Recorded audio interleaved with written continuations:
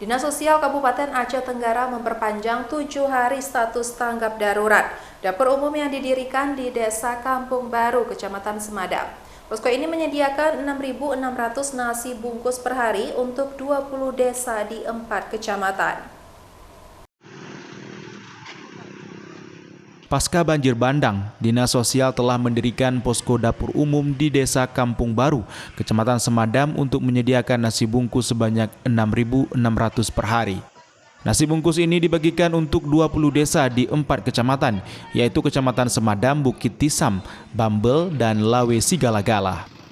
Adapun menu yang disediakan setiap hari berupa ayam, sarden, telur, dan sayur mayur.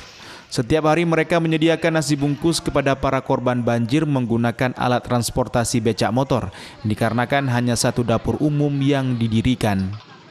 Kepala Dinas Sosial Aceh Tenggara, Bahagiawati, mengatakan untuk makan warga korban banjir di 20 desa dari 4 kecamatan, mereka harus menghabiskan beras sebanyak 1 ton per hari. Kita salurkan sebanyak 3.000 lebih tetap dengan untuk makan siang dan makan malam. Jadi kita bersepakat juga bahwa itu adalah atas kesepakatan kita bersama.